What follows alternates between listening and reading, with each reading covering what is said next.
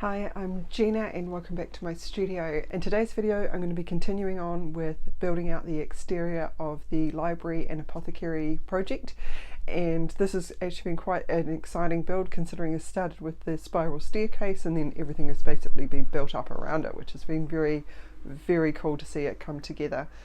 So I've already created the exterior with the crumbling plaster and the brickwork, so I've done that in the previous video. If you haven't seen that, I'll put a link in the description below. And also I'm wanting to create some details for the roof because the roof is actually completely flat. So I'm wanting to create some pipe work, some really rusted pipes that are sort of broken down, and that's actually going to have a dual effect because it's going to hide some of the wires from the lights on the inside of the library. And also I'm wanting to create a couple of water tanks up on the roof. So one is going to be a lot newer than the other, and this is going to be quite an exciting little project to do. So yeah, let's get started. So I'm going to use this cardboard tube to make the water tanks, and I'm just going to measure out a couple of lengths. I'm just going to do two different heights. One is I'm going to do as an old water tank, and the other one I'm going to do as a new replacement. So I'm going to actually end up by doing a couple of them.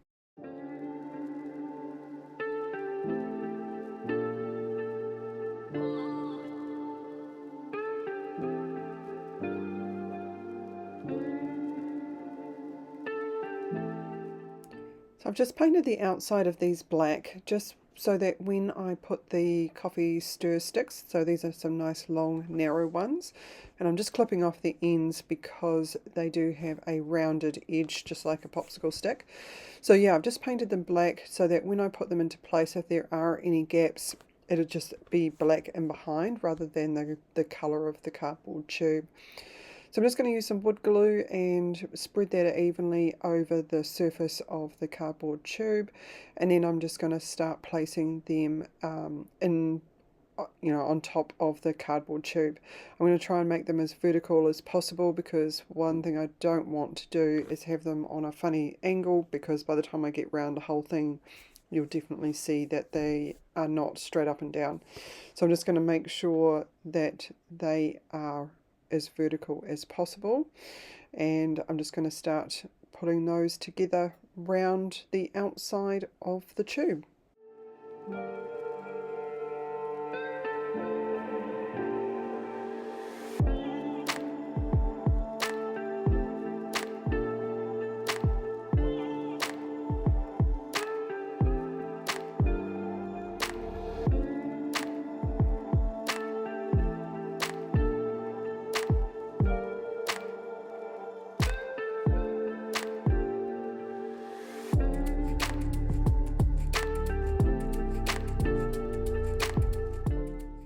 And just while the glue is drying, I'm going to secure them with, or just hold them in place with a bit of blue painter's tape, and then just using some side cutters there or pliers, I'm just going to cut off the long lengths. Now just to make the top, I'm just using some normal popsicle stick sizes and just lining up as many as I need, and then just gluing some long pieces across all of them just to hold them into place. And so just while that's drying, I'm just going to go ahead and start painting these up. Like I mentioned earlier, I'm going to do one that is slightly older or worn out than the other. So I'm just going around with a bit of black paint, or very watered down black paint, so that it will bleed, and just going around the very top so that it kind of bleeds down into the wood. And then just picking up some of the areas where there's knots and potentially some leaks in it, and just sort of going around and just picking out some of these details just to try and highlight that. And then also just making sure I cover around the bottom where it would have potentially been sitting in water, or that it's just kind of decayed a little bit.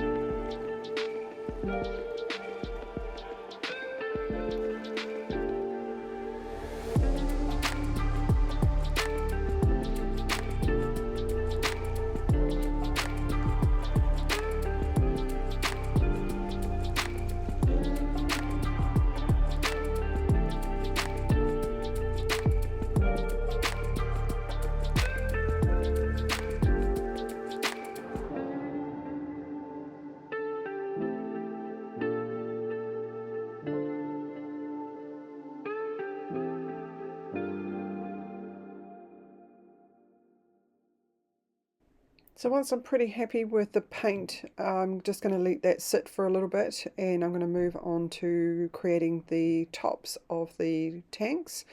And I'm just going to use a really sharp blade which will actually cut through the popsicle sticks really well.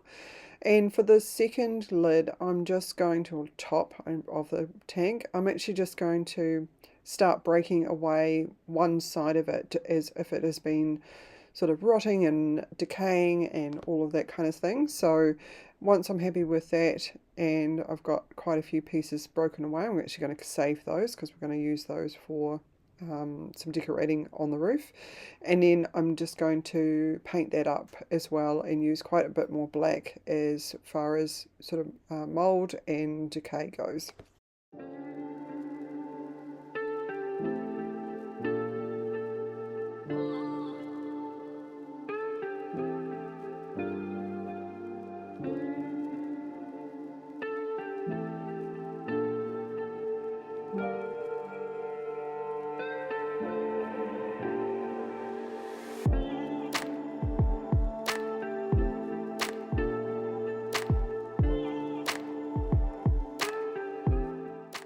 So quite a few reference photos that I looked at had these rings or metal rings that went around the water tanks, obviously to hold the wooden planks into place.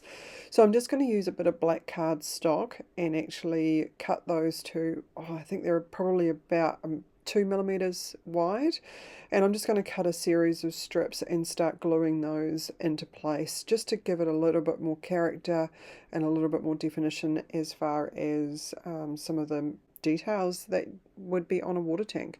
And yeah, I'm pretty happy with how these have come out.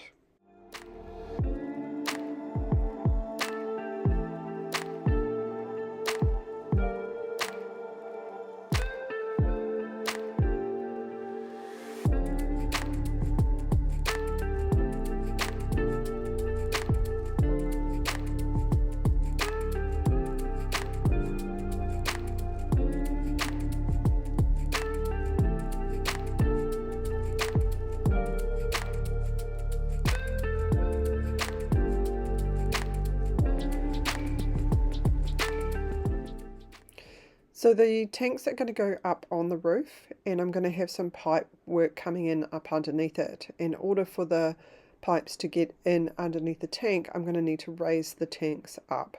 So I'm just going to build a little platform for them to sit on, and I'm just going to use some balsa wood to do that. So I'm just going to cut some strips and then start gluing those into place as if it's a platform. And I'm just going to use some cross legs to give it a little bit more detail, a little bit more character as well.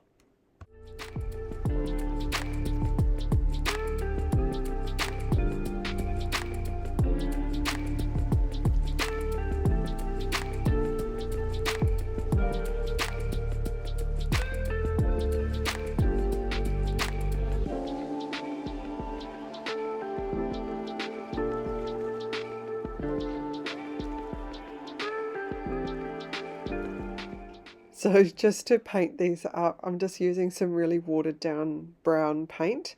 So brown acrylic paint mixed with quite a bit of water, and then I'm just going to use that almost like a stain on the wood.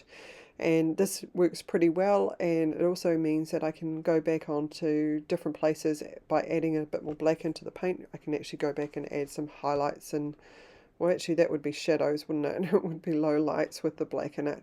So it works really well, and I'm pretty pleased with how this is actually all turned out.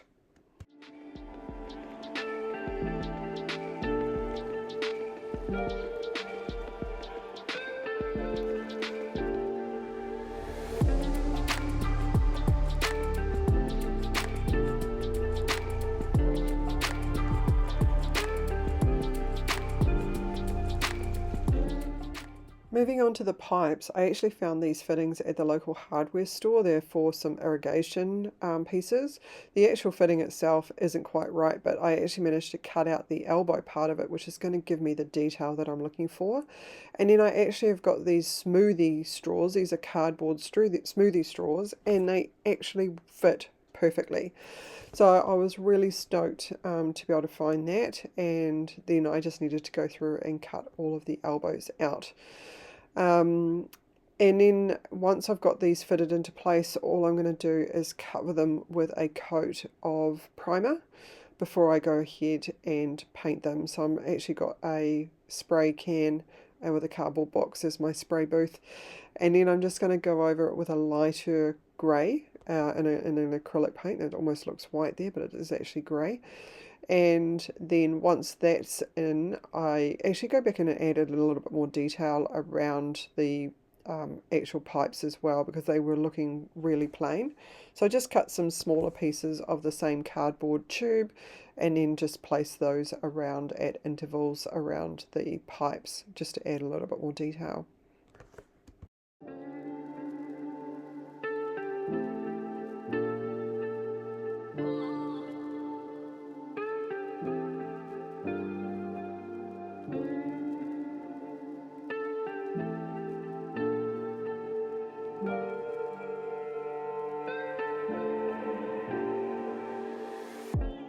So this is actually a cat toy that I cut in half, and I'm just going to sand down the surface. It's just going to be some sort of vent covers on the roof, and I'm just going to go through the same process of primer, and then I actually had some bronze coloured spray paint as well from a completely different project, so I just used that to cover those up.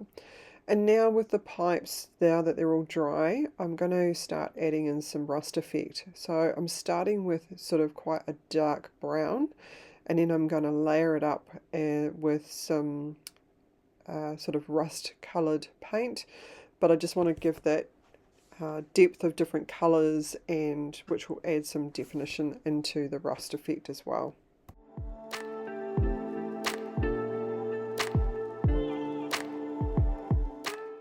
So I'm pretty happy with how that's turned out, but it just needs a little bit more definition, and I'm going to add a bit of texture to the rust, because basically rust is not all one colour and it's not all one texture either. So I'm using this mixture of glue, paint and baking powder. So the baking powder will froth up a little bit within the glue and paint mixture, and then I'm just going to take an old brush and start dabbing that onto the pipes. And then I'm going to go back in and add a little bit more highlights to them as well. So then once that's all done, it's a matter of just fitting them onto the exterior of the building. So this is the first one that's going in, and then I've got another two that fit over the side there. So as they come down the side of the building, there's three of them, and the middle one is actually going to carry the wires for some of the internal lights, which I'm pretty happy about. I made this little, I'm going to call it a water pump shed, because basically these are water pipes, and that's what I would imagine that this little shed would be. It's basically a little bit of foam board and just covered in popsicle sticks. So basically the same technique as the water tanks, just in a bit of a square instead of round. So I'm really pleased with how that's turned out, and I'm just going to start putting that into place.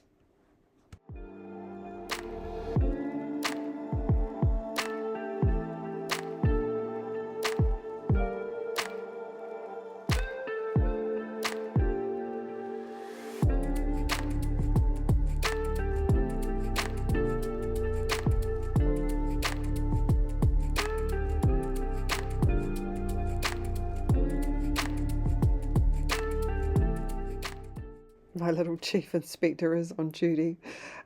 He's so cool. And now I'm just going to move on to adding in some greenery and vines into the build. So I'm actually going to do this around most of the other three sides of the exterior of the building, but starting with the pipe works here. So I've just got some vines here that I've made out of some twine and some spray adhesive and some flocking as well.